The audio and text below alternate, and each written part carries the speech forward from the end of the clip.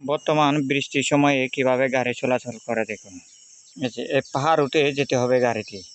চাক্কা প্রায় দেখাই যাচ্ছে না বলেই চলে দেখুন।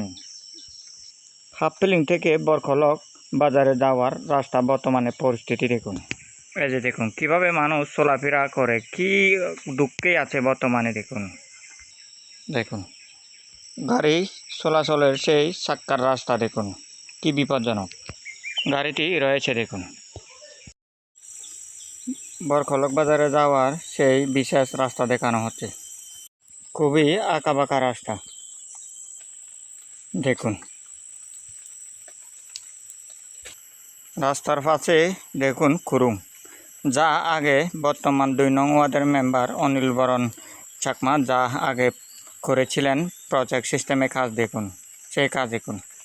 মোটরসাইকেল বৃষ্টির মধ্যেও যা চলাচল করেছিল সেই মার্কাটি দেখানো হচ্ছে।